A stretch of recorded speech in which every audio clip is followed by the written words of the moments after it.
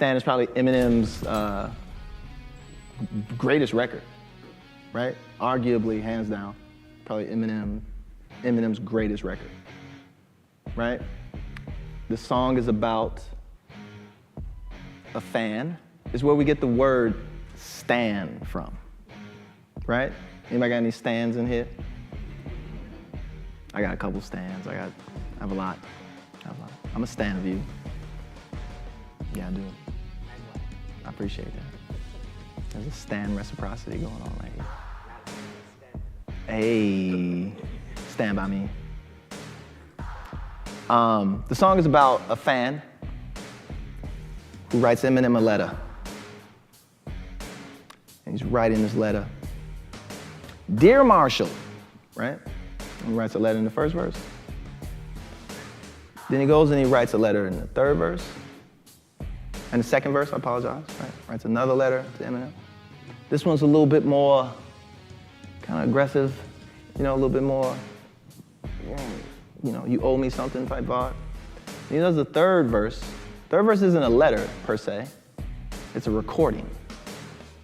And Stan, this fan of Eminem, he's recording himself kidnapping, in true Eminem fashion, this guy,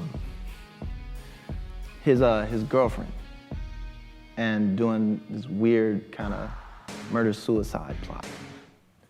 And he's recording this thing to Eminem. And then at the end of the verse, of that third verse, he comes to the realization, like, we're gonna drive this car over this bridge. He's like, oh shit, how am I gonna send this out? Right? But that's not the plot twist, is it? For the stans of Eminem who know, right? That's not the plot twist, but that's great. He could have stopped right there. But there's a fourth verse, right? Kind of breaks this 1-1-2 structure, this 3, this trifecta, this tricolon. Where it's like 1-1, then the twist. He does 1-1-1 twist.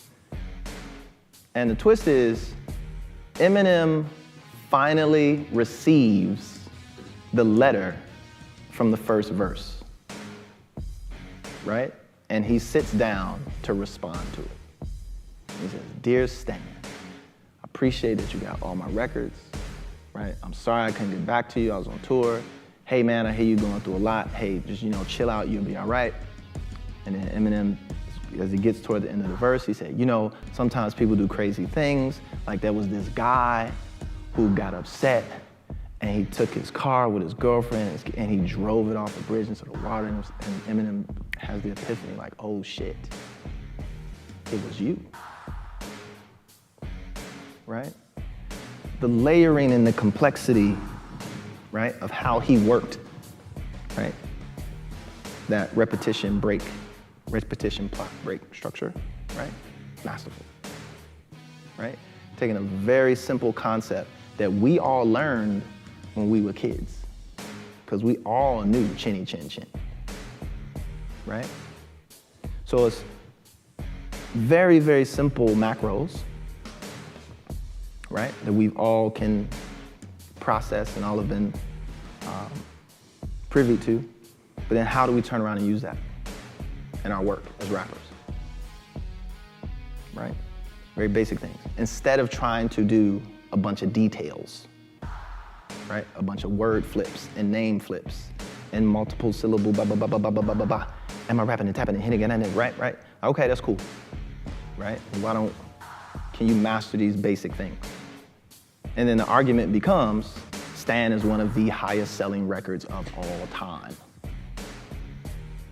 in any genre of music, right? To the point where the name of the song entered into common vernacular.